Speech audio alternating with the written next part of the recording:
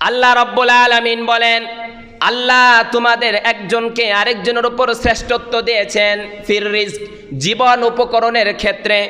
তুমি তোমার জীবনকে পরিচালনা করবে, দুনিয়ার জীবনে কর্ম করবে, এই কর্মের মধ্যে তোমার উপরে আরেকজনকে শ্রেষ্ঠত্ব দিয়েছেন। একজন রাস্তা পরিষ্কার করে, একজন ড্রেন পরিষ্কার করে, আরেকজন সরকারি চাকরি করে, প্রাইভেট কোম্পানির মধ্যে চাকরি করে, পার্লামেন্টের সদস্য সংসদে বসে দেশ পরিচালনা করে। তোমাদের একজনকে আরেকজনের উপর আল্লাহ শ্রেষ্ঠত্ব দিয়েছেন। এই যে শ্রেষ্ঠত্ব দিয়েছেন, এই শ্রেষ্ঠত্বের মাধ্যমে এই দুনিয়ার ভারসাম্যপূর্ণতা আল্লাহ রক্ষা করেছেন, ব্যালেন্স ঠিক রেখেছেন। যদি তা না হতো, তুমি পার্লামেন্টের সদস্য, তুমি সরকারি চাকরি করো, তুমি প্রাইভেট কোম্পানির মধ্যে চাকরি করো, যদি আল্লাহ ব্যালেন্স ঠিক করে না দিতেন, তাহলে তুমি তোমার বাড়ির সামনের রাস্তা পরিষ্কার তোমার করতে হতো, তোমার ড্রেন তোমার পরিষ্কার করতে হতো, টয়লেটের ট্যাঙ্কি তোমার পরিষ্কার করতে হতো, তোমার বাড়ির কাজ তোমাকে করতে হতো, সাধারণ যে কাজগুলো আছে তোমাকে করতে হতো। এই কাজ যদি তোমার এই কাজের মধ্যে তুমি যদি মশগুল হইতা, তাহলে সময় মতো তুমি অফিস আদালতে যেতে পারতে না। তুমি প্রাইভেট কোম্পানির মধ্যে চাকরি করো, সময় মতো তুমি যেতে পারতা না। সংসদে তুমি বসে কাজ করো, তাহলে তুমি যেতে পারতা না। এই যে ভারসাম্যপূর্ণতা আল্লাহ রক্ষা করেছেন, এর মাধ্যমে আল্লাহ বোঝাচ্ছেন, তুমি পার্লামেন্টের সদস্য, তোমার উপর অনেক দায়িত্ব আছে। তুমি রাস্তা পরিষ্কার করো, তোমারও দায়িত্ব আছে। আজকে উপরে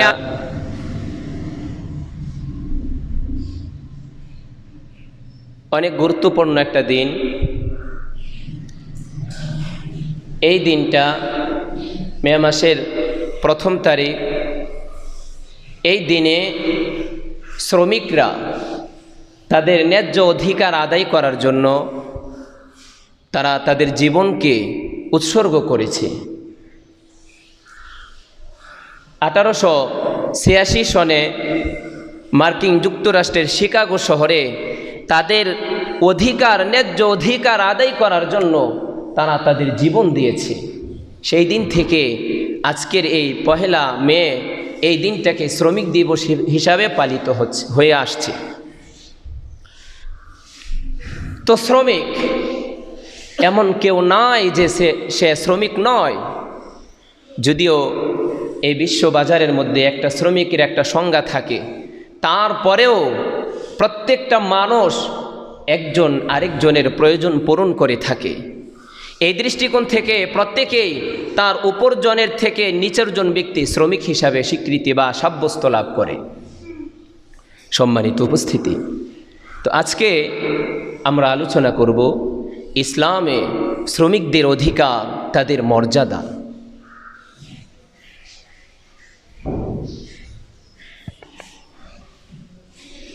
এর আগে আমরা জানব যে ইসলামে শ্রমের কি মর্যাদা আছে, কর্মের কি মর্যাদা আছে।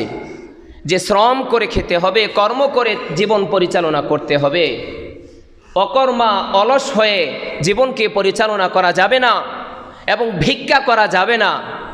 সামর্থ্যবান, শক্তি সামর্থ্য আছে, ওই ব্যক্তি ভিক্ষা করতে পারে না। এজন্য তোমাকে কর্ম করে খেতে হবে।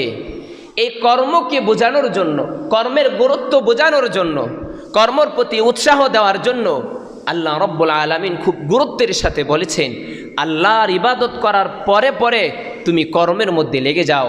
আল্লাহর ইবাদত করা শেষ, এখন তুমি কর্ম করো, শ্রম করো। তোমার জীবনকে পরিচালনা করার জন্য কর্মের মধ্যে তুমি লিপ্ত থাকো। এটা আল্লাহর ইবাদত করার পরপরই আল্লাহ বলেছেন এমনটা করার জন্য। সূরা জুমার 10 নম্বর আয়াতে আল্লাহ বলেন, فَإِذَا قُضِيَتِ الصَّلَاةُ فَانْتَشِرُوا فِي الْأَرْضِ। যখন তোমাদের নামাজ পড়া হয়ে যাবে, যখন নামাজ আদায় করা হয়ে যাবে, যখন আল্লাহর ইবাদত করা শেষ হবে, ফান্তাশিরু ফিল আরদ, তোমরা জমিনের মধ্যে ছড়িয়ে পড়ো। ওয়াবতাগু মিন ফাদলিল্লাহ, আল্লাহর দেওয়া রিজিক তোমরা অন্বেষণ করো, তালাশ করো। আল্লাহর ইবাদত করা শেষ, এখন তোমাদের যে রিজিক আছে আল্লাহ তোমাদেরকে দিয়েছেন, সেই রিজিক তোমরা অন্বেষণ করো, তালাশ করো।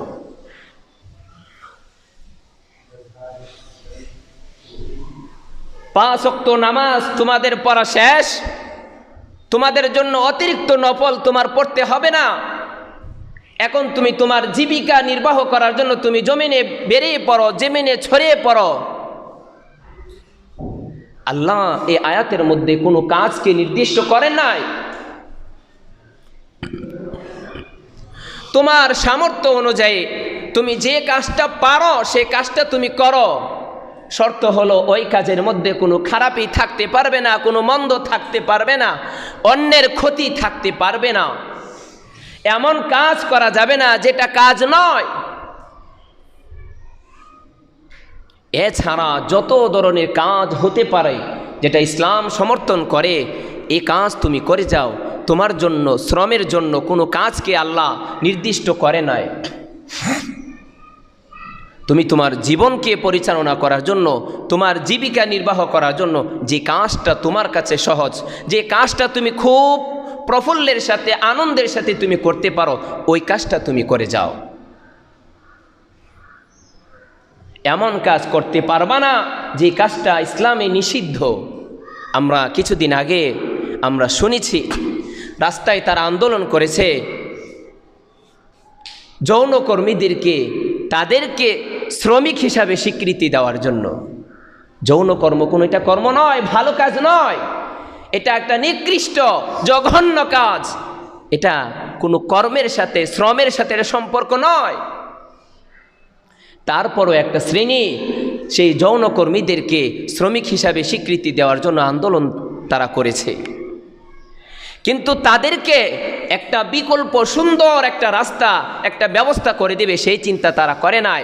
তারা তাদেরকে ওই নিকৃষ্ট কাজে তাদেরকে ব্যবহার করার জন্য তারা পাইতারা করেছে। তারা বোঝে না যে এটা তারা তার স্বার্থের জন্য করেছে, তারা তাদেরকে ব্যবহার করার জন্য এটা করেছে, এটা তারা বোঝে নাই। যারা এমনটা করেছে তারা কি তাদের মা, তাদের বোন, তাদের স্ত্রী, তাদের মেয়েকে তারা কি কাজের মধ্যে দিবে? কখনো দিবে না। তাহলে আপনারা ওই যৌনকর্মীরা আপনারা কিভাবে তাদের এটাকে সাড়া দিলেন? এই যৌনকর্মীর দিকে, এই যৌনকর্মীদেরকে শ্রমিক হিসাবে দেওয়ার জন্য আপনার রাস্তায় নামলেন। যারা আপনাদের হয়ে রাস্তায় নেমেছে তারা তো তাদের মা বোনকে, তারা তো তাদের স্ত্রীদেরকে, তারা তাদের সন্তানকে দিবে না এই কাজের মধ্যে। তাহলে বুঝতে হবে তারা আপনাদেরকে ব্যবহার করতে চায়, তারা আপনাদেরকে উপভোগ করতে চায়, আর কোনো না। এই জন্য আল্লাহ রব্বুল আলামিন বলেছেন এমন কাজ করতে হবে যেটা কাজ, যেটা কর্ম, যেটা ভালো, যেটা মন্দ নয়। এই কাজের প্রতি উদ্বুদ্ধ করার জন্য আল্লাহ রব্বুল আলামিন সূরা বাকারার 198 নম্বর আয়াতে আল্লাহ বলেছেন, সাহাবায়ে কেরাম, এখন বর্তমানটা হলো, এই মাসটা হলো হজের মাস, জিলকদ, এরপর হলো জিলহজ। এই মাসটা হলো হজের মাস। সাহাবায়ে কেরাম যখন হজ করতে যেতেন তখন বিভিন্ন দেশ থেকে মানুষ আসতো। এই সময়টার মধ্যে খুব ব্যবসা খুব জমজমাট হতো। তো সাহাবায়ে কেরাম একটু ইতস্তত করতেন যে আমরা কি ব্যবসা করব? আমরা এসেছি আল্লাহর জন্য, আল্লাহর সন্তুষ্টির জন্য, আমরা কিভাবে ব্যবসা করব? তখন আল্লাহ রব্বুল আলামিন আয়াত নাজিল করে সূরা বাকারার 198 নম্বর আয়াত আল্লাহ বলেছেন, লাইসা আলাইকুম জুনাহুন আন তাবতাগু ফাদলাম মির রাব্বিকুম। আল্লাহর দেওয়া অনুগ্রহ, রিজিক তোমরা তালাশ করতে, অনুগ্রহ অন্বেষণ করতে তোমাদের কোনো গুনাহ নাই, তোমাদের উপর কোনো অপরাধ নয়। তোমরা হজ করতে এসেছো, একটু সময় হয়েছে, ব্যবসা বাণিজ্য করো, নিজেদের জীবন, নিজেদের জীবিকা নির্বাহ করার জন্য একটু ব্যবসা বাণিজ্য করো, এতে তোমাদের সমস্যা নাই, এতে তোমাদের গুনাহ নাই, অপরাধ নয়। এটা আল্লাহ উদ্বুদ্ধ করেছেন মুসলমানদেরকে, মানব জাতিকে। সূরা নাজমের 39 নম্বর আয়াতে আল্লাহ বলেন, ওয়া আল্লাইসা লিল ইনসানি ইল্লা মা সাআ। মানুষ যা চেষ্টা করে তাই পায়, মানুষ যা চেষ্টা করে তাই তার জন্য থাকবে। চেষ্টা না করে যা পাবে সেটা কিন্তু পাওয়া নয়, সেটা কোনো ভালো কাজ নয়। কেউ যদি রাতারাতি ধনী হয়ে যায় বুঝতে হবে সে দুর্নীতি করেছে, শর্টকাট ধনী হয়েছে। ধনী হওয়ার জন্য কোনো শর্টকাট রাস্তা নাই। যে ব্যক্তি শর্টকাট ধনী হয় বুঝতে হবে সে দুর্নীতি করেছে, ঘুষ খেয়েছে, যত রকমের অন্যায় আছে সব রকম অন্যায় করে সে রাতারাতি বড়লোক হয়েছে। তো আল্লাহ বলছেন তুমি কর্ম করো, চেষ্টা করো, তাহলে তুমি পাবে। চেষ্টা ছাড়া যেটা পাবে সেটা পাওয়া নয়। এই কর্মের প্রতি উদ্বুদ্ধ করার জন্য, শ্রমের প্রতি উদ্বুদ্ধ করার জন্য, নিজের হাতে কামাই খাওয়ার জন্য আল্লাহ রাসূল সাল্লাল্লাহু আলাইহি সাল্লাম উদ্বুদ্ধ করেছেন। সূরা বুখারী শরীফের 2072 নম্বর হাদিসের বর্ণনা, মা আকালা আহাদুন তুআমান কত্তু খায়রাম মিন আয়াকুলা মিন আমালি ইয়াদিহি। নিজের হাতের কামাই খাওয়া থেকে অন্য কোনো খাবার সর্বোত্তম হতে পারে না। নিজে কর্ম করে খাওয়া এটা হলো সর্বোত্তম খাবার, সর্বোত্তম খাদ্য। এর চেয়ে কোনো উত্তম খাদ্য আর হতে পারে না। এরপরে আল্লাহ রাসূল সাল্লাল্লাহু আলাইহি ওয়াসাল্লাম বলেন, ওয়া ইন্না নাবিয়াল্লাহি দাউদ আলাইহিস সালাম, আল্লাহর নবী দাউদ আলাইহিস সালাম কানা ইয়াকুলু মিন আমালি ইয়াদিহি, তিনি নিজের হাতের কর্ম করে খেতেন। অধিকাংশ নবীরাই তারা নিজের হাতের কর্ম করে খেতেন। তারা এমনকি তারা ছাগল যে বকরি আছে সেই বকরি তারা চড়াতেন, সেই বকরি চড়িয়ে তারা তাদের জীবিকা নির্বাহ করতেন, নিজের হাতের কামাই খেতেন। এই যে কর্মটা, শ্রমটা, এটা সর্বোত্তম উপার্জন। মুস্তাদে আহমদ 8393 নম্বর হাদিসের বর্ণনা, আল্লাহ রাসূল সাল্লাল্লাহু আলাইহি ওয়াসাল্লাম বলেন, খায়রুল কাসবি কাসবু ইয়াদিল আমিলি ইযা নাসহা, সর্বোত্তম উপার্জন হলো হাতের উপার্জন, ওই ব্যক্তির উপার্জন, শ্রমিকের উপার্জন, কর্মচারীদের উপার্জন। ইযা নাসহা, যখন সে কাজ করে, মালিকের কাজ করে, তখন ওই কাজটা খুব ভালোভাবে করে, সুন্দরভাবে করে, আমানতের সাথে করে। যখন কর্ম করে, কাজ করে, ওই কাজটা আমানতের সাথে করে, খেয়ানত করে না, ওই ব্যক্তির কাজটাই হলো সর্বোত্তম কাজ, ওই ব্যক্তির উপার্জনটা হলো সর্বোত্তম উপার্জন। এটা হলো ইসলামে শ্রমের প্রতি, কর্মের প্রতি উদ্বুদ্ধ করা। নম্বর 2, ইসলামে শ্রমিকদের অধিকার। ইসলামে শ্রমিকদের অধিকার, শ্রমিকদের প্রধানতম যে অধিকার, সেই অধিকার হলো তাদের পারিশ্রমিকটা সঠিক সময়ে যথাযথভাবে দেওয়া। সূরা মাইদার 1 নম্বর আয়াতে আল্লাহ বলেন, ইয়া আইয়ুহাল্লাযীনা আমানু আউফু বিল উকুদ, হে ঈমানদারগণ, তোমরা তোমাদের চুক্তিকে পূর্ণ করো। মালিকদেরকে আল্লাহ বলছেন, তোমরা যে চুক্তি করেছো, টাকার বিনিময়ে তোমরা কর্ম নিবা, শ্রম নিবা, সেই টাকাটা চুক্তি অনুযায়ী, সেই টাকাটা, সেই পারিশ্রমিকটা তোমরা যথাসময়ে সঠিকভাবে আদায় করে দাও। শ্রমিকদেরকে আল্লাহ বলছেন, তোমরা যে চুক্তি করেছো, কর্ম দিবা, শ্রম দিবা, আর তোমরা টাকা নিবা, পারিশ্রমিক নিবা, তাহলে তোমরা যে চুক্তি করেছো ওই কর্মটা, ওই কাজটাকে তোমরা পরিপূর্ণভাবে আদায় করো। এজন্য আল্লাহ বলেছেন, ইয়া আইয়ুহাল্লাযীনা আমানু আউফু বিল উকুদ, হে ঈমানদারগণ, তোমরা তোমাদের চুক্তি, তোমাদের অঙ্গীকারকে পরিপূর্ণভাবে করো, পূর্ণতার সাথে তোমরা করো। আল্লাহ রাসূল সাল্লাল্লাহু আলাইহি ওয়াসাল্লাম শ্রমিকদের যে প্রধান অধিকার, তাদের পারিশ্রমিক তাদেরকে দেওয়া, এ ব্যাপারে খুব গুরুত্বের সাথে আল্লাহ রাসূল সাল্লাল্লাহু আলাইহি ওয়াসাল্লাম বলেছেন। ইবনে মাজাহ 2443 নম্বর হাদিসের বর্ণনা, আতিউল আজিরা আজরাহু, তোমরা তোমাদের কর্মচারীদেরকে, তোমরা তোমাদের শ্রমিকদেরকে পারিশ্রমিক দিয়ে দাও, ক্বাবলা আইয়াজিফা আরাকুহু, তাদের শরীরের ঘাম শুকানোর আগে। যারা দৈনিক কাজ করে তাদের ঘাম শুকানোর আগে তাদেরকে তাদের পারিশ্রমিক দিয়ে দাও, বেতন দিয়ে দাও। আর যারা মাসিক কাজ করে, মাস শেষ হওয়ার সাথে সাথে তাদেরকে তাদের পারিশ্রমিক দিয়ে দাও। শ্রমিককে, কর্মচারীদেরকে তাদের পারিশ্রমিক দিয়ে দাও, এটা তাদের প্রধান অধিকার। এই অধিকার তোমরা ক্ষুণ্ণ করো না, তাল বাহানা করো না, ছলনা করো না, খেয়ানত তোমরা করো না। তাদের অধিকারটা তোমরা, ন্যায্য যে অধিকার, সেটা তোমরা দিয়ে দাও। নম্বর 3, মালিক কর্মচারী, মালিক শ্রমিকদের মধ্যে তাদের সম্পর্কটা কেমন হবে, তাদের আচরণটা কেমন হবে, তাদের সাথে তারা কেমন ব্যবহার করবে? আল্লাহ রাব্বুল আলামিন সূরা নাহলের ৭১ নম্বর আয়াতে আল্লাহ বলেন, ওয়াল্লাহু ফাদ্দালা বা'দাকুম আলা বা'দিন ফির রিজক। আল্লাহ রাব্বুল আলামিন বলেন, আল্লাহ তোমাদের একজনকে আরেকজনের উপর শ্রেষ্ঠত্ব দিয়েছেন ফির রিজক, জীবন উপকরণের ক্ষেত্রে। তুমি তোমার জীবনকে পরিচালনা করবে, দুনিয়ার জীবনে কর্ম করবে, এই কর্মের মধ্যে তোমার উপরে আরেকজনকে শ্রেষ্ঠত্ব দিয়েছেন। একজন রাস্তা পরিষ্কার করে, একজন ড্রেন পরিষ্কার করে, আরেকজন সরকারি চাকরি করে, প্রাইভেট কোম্পানির মধ্যে চাকরি করে, পার্লামেন্টের সদস্য সংসদে বসে দেশ পরিচালনা করে। তোমাদের একজনকে আরেকজনের উপর আল্লাহ শ্রেষ্ঠত্ব দিয়েছেন।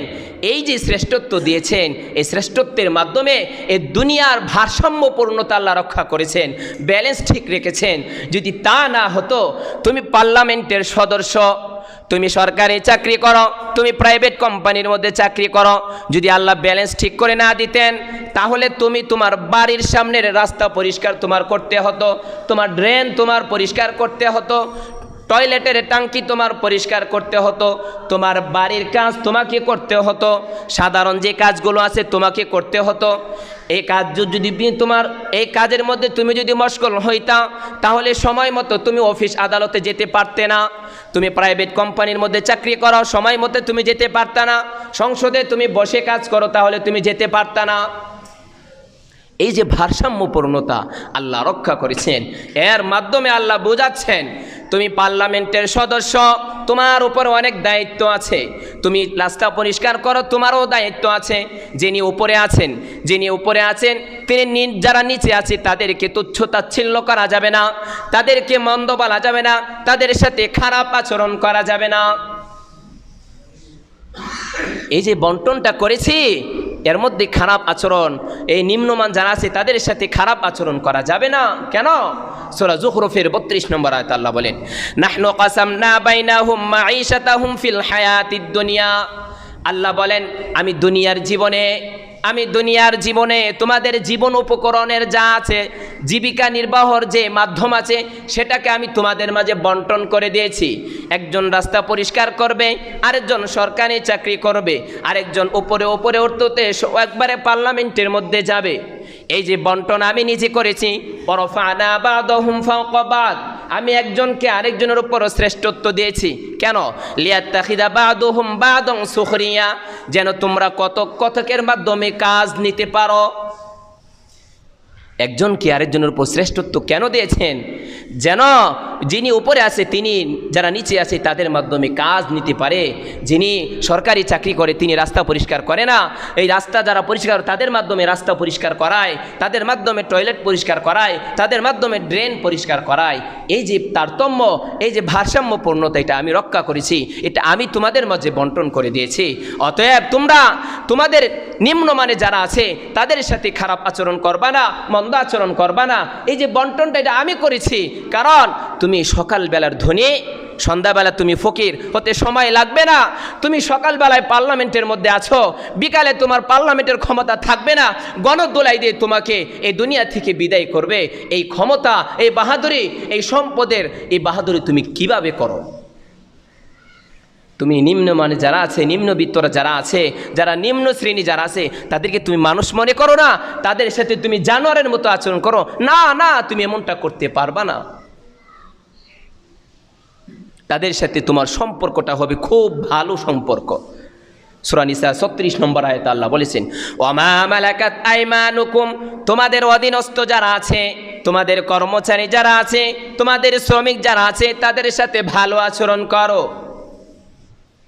তাদের সাথে ভালো আচরণ করো। আল্লাহ রাসূল সাল্লাল্লাহু আলাইহি ওয়াসাল্লাম এই শ্রমিকদের সাথে ভালো আচরণ করার জন্য খুব গুরুত্বের সাথে বলেছেন। বুখারী শরীফ ৩০ নম্বর হাদিসের বর্ণনা, ইখওয়ানুকুম খওয়ালুকুম, তোমাদের অধীনস্থ যারা আছে তারা তোমাদের ভাই, কর্মচারী যারা আছে তারা তোমাদের ভাই, শ্রমিক যারা আছে তারা তোমাদের ভাই। জাআলাহুমুল্লাহু তাহতা আইদিকুম, আল্লাহ তাদেরকে তোমাদের অধীনস্থ বানিয়েছেন। আল্লাহ তাদেরকে তোমাদের অধীনস্থ বানিয়েছেন। সাবধান, খবরদার, তাদের সাথে খারাপ আচরণ করা যাবে না। আল্লাহ বানিয়েছেন, চাইলে তোমাকে অধীনস্থ বানাতে পারতো, না বানিয়ে তোমাকে একটু উপরে রেখেছেন। অতএব তোমার অনেক দায়িত্ব আছে, তাদের সাথে ভালো আচরণ করো, তাদের সাথে ভালো আচরণ করো। এরপরে আল্লাহ রাসূল সাল্লাল্লাহু আলাইহি ওয়াসাল্লাম বলেন, ফামান কানা আখুহু তাহতা ইয়াদিহি, যার অধীনে কোনো ভাই থাকে, যার অধীনে কোনো কর্মচারী থাকে, যার অধীনে কোনো শ্রমিক থাকে, ফালইউতইমহু মিম্মা ইয়াকুল, তোমরা যা খাও তাদেরকে তা খাওয়াও। ওয়ালিউলবিস মিম্মা ইয়ালবাস, তোমরা যা পরিধান করো তা তাদেরকে পরিধান করাও। ওয়ালা তুকাল্লিফুহুম মিম্মা ইয়াগলিবুহুম, তাদেরকে খুব বেশি কষ্ট দেয় এমন কাজ তাদের উপর চাপিয়ে দিও না। ফাইন কাল্লাফতুমুহুম, যদি দিতেই হয় কষ্টকর কাজ তাদের মাধ্যমে করাতেই হয়, ফাআইনুহুম, তাহলে তাদেরকে তোমরা সাহায্য করো, সহযোগিতা করো, পারিশ্রমিক একটু বাড়িয়ে দাও, তাদের কর্মের মর্যাদা, ন্যায্য অধিকারটা তোমরা পরিপূর্ণভাবে আদায় করো। দেখবা ওই কষ্ট হওয়ার পরেও তারা খুব আনন্দের সাথে, আনন্দ চিত্তে তারা তোমাদের কাজগুলো করে দিবে, যদি পারিশ্রমিকটা একটু বাড়িয়ে দাও। আল্লাহ রাসূল সাল্লাল্লাহু আলাইহি ওয়াসাল্লাম বলেছেন, তাদের সাথে একটু ভালো আচরণ করবা, খারাপ আচরণ করবা না, মন্দ আচরণ করবা না। ইবনে মাজাহ 3191 নম্বর হাদিসের বর্ণনা। আকরিমুহুম কাকারামাতি আওলাদিকুম, তোমরা তাদের সাথে, তোমাদের অধীনস্থ যারা আছে তাদের সাথে, কর্মচারীদের সাথে, শ্রমিকদের সাথে তোমরা আচরণ করো কাকারামাতি আওলাদিকুম, তোমরা তোমাদের সন্তানদের সাথে যেরকম আচরণ করো এরকম আচরণ তোমরা তাদের সাথে করো। যেরকম সম্মান তোমরা তোমাদের সন্তানদের করো ওইরকম সম্মান তাদেরকে করো। যেরকম সম্মান, যেরকম যত্নের সাথে তোমরা তোমাদের সন্তানদেরকে রাখো, দুঃখে সুখে খেয়াল রাখো, অনুরূপভাবে কর্মচারীদেরকে, শ্রমিকদেরকে তোমরা যত্নের সাথে রাখো। তোমরা তাদেরকে সুখ দুঃখে খেয়াল রাখো, কখন তাদের কোন সমস্যা হয় এটা তোমরা খেয়াল রাখো। এটা মালিকদেরকে আল্লাহ রাসূল এবং আল্লাহ রাব্বুল আলামিন বলেছেন, তোমরা তোমাদের দায়িত্বকে পরিপূর্ণভাবে আদায় করো। শ্রমিকদের ব্যাপারে আল্লাহ রাসূল সাল্লাল্লাহু আলাইহি ওয়াসাল্লাম বলেছেন, শ্রমিকদের ব্যাপারে আল্লাহ রাসূল সাল্লাল্লাহু আলাইহি ওয়াসাল্লাম বলেছেন, তোমরা যে কাজ করো, মালিকের যে কাজটা করো, সেই কাজটাকে খুব পরিপূর্ণভাবে আমানতের সাথে তোমরা আদায় করতে হবে। যদি করো তাহলে আল্লাহ তোমাদেরকে পছন্দ করবেন, আল্লাহ তোমাদেরকে ভালোবাসবেন। সহিহুল জামে 1891 নম্বর হাদিসের বর্ণনা। ইন্নাল্লাহা তাআলা ইউহিব্বু মিনাল আমিল ইযা আমিলা আইয়ুহসিনা, আল্লাহ রাসূল সাল্লাল্লাহু আলাইহি ওয়াসাল্লাম বলেন, আল্লাহ ওই শ্রমিককে, ওই কর্মচারীকে পছন্দ করেন, ভালোবাসেন, মহব্বত করেন, যে ওই ব্যক্তি যখন কাজ করে, মালিকের কাজ করে, খুব সুন্দরভাবে কাজটা করে, আমানতের সাথে করে, খেয়ানত করে না। কর্মচারীকে আল্লাহ বলছেন তুমি যদি ভালো করে কাজ করো, শ্রমিককে আল্লাহ বলছেন তুমি যদি ভালো করে কাজ করো তাহলে আমি আল্লাহ তোমাকে পছন্দ করব, আমি আল্লাহ তোমাকে ভালোবাসবো, আমি আল্লাহ তোমাকে মহব্বত করব। শুধু তাই নয়, আমি তোমাদেরকে দ্বিগুণ সওয়াব দিব।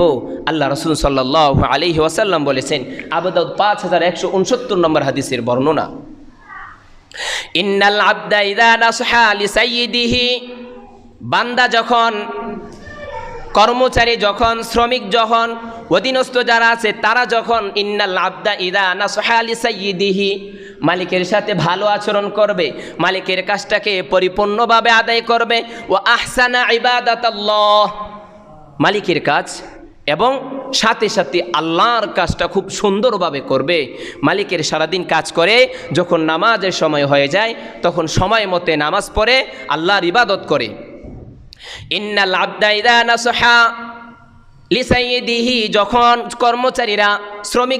কর্মচারীরা শ্রমিকরা মালিকদের সাথে ভালো আচরণ করে, মালিকদের কাজটাকে খুব সুন্দরভাবে করে, আমানতের সাথে করে, ওয়া আহসানা ইবাদাতাল্লাহ, এবং আল্লাহর ইবাদতটাও খুব সুন্দরভাবে আদায় করে, ফালাহু আজরুহু মাররাতাইন, আল্লাহ রাসূল সাল্লাল্লাহু আলাইহি ওয়াসাল্লাম বলেন ওই কর্মচারীর জন্য, ওই শ্রমিকের জন্য, ওই অধীনস্থ ব্যক্তিদের জন্য দ্বিগুণ সওয়াব আল্লাহ রব্বুল আলামিন দান করবেন। সুবহানাল্লাহ, দ্বিগুণ সওয়াব দিবেন যদি আমরা কর্মচারীরা যারা আছে তারা যদি কি করি, মালিকের কাজটা আদায় করে আল্লাহর কাজটা আদায় করি, আল্লাহর হুকুমটা পালন করি, তাহলে আল্লাহ রব্বুল আলামিন আমাদেরকে কর্মচারীদেরকে দ্বিগুণ সওয়াব দিবেন।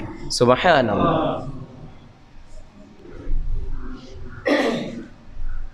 নম্বর 4 আলোচনা, কর্মচারী থেকে, শ্রমিক থেকে তাদের হক আদায় করে নেয়, অর্থাৎ সারাদিন খাটায়, মাস খাটায়, খাটানোর পরেও কী করে না, তারা তাদের পারিশ্রমিক দেয় না। আল্লাহ রাসূল সাল্লাল্লাহু আলাইহি ওয়াসাল্লাম বলেন, বুখারী শরীফ 2227 নম্বর হাদিসের বর্ণনা, 3 ব্যক্তির বিরুদ্ধে আল্লাহ স্বয়ং বাদী হবেন, আল্লাহ স্বয়ং বাদী হবেন। আল্লাহ রাসূল সাল্লাল্লাহু আলাইহি ওয়াসাল্লাম বলেন, ক্বাল আল্লাহু তাআলা, আল্লাহ রব্বুল আলামিন বলেছেন, ঘোষণা দিয়েছেন, সালাসাতুন আনা খসমুহুম, 3 ব্যক্তি আছে যাদের বিরুদ্ধে আমি দাঁড়াবো। আল্লাহ দাঁড়াবেন। কে দাঁড়াবেন? আল্লাহ দাঁড়াবেন। 1 নম্বর, কোন দিন দাঁড়াবেন? কিয়ামতের দিন। রজুলুন আ'তা বিহি সুম্মা গাদারা, এক ব্যক্তি যে আমার সাথে ওয়াদা করেছে, অঙ্গীকার করেছে, সুম্মা গাদারাত, আমার নাম নিয়ে আমার সাথে অঙ্গীকার করেছে, সুম্মা গাদারা, তারপর আবার ওই অঙ্গীকার ভঙ্গ করেছে একজন। ওয়া রাজুলুন বাহুরুন ফাআকালা সামানাহু, দ্বিতীয় ব্যক্তি যে স্বাধীন ব্যক্তিদেরকে বিক্রি করে দেয়, তাদেরকে গোলাম মানায়, ফাআকালা সামানাহু, এবং সেই মূল্য তারা উপভোগ করে, ভোগ করে, ওই ব্যক্তির বিরুদ্ধে আল্লাহ দাঁড়াবেন।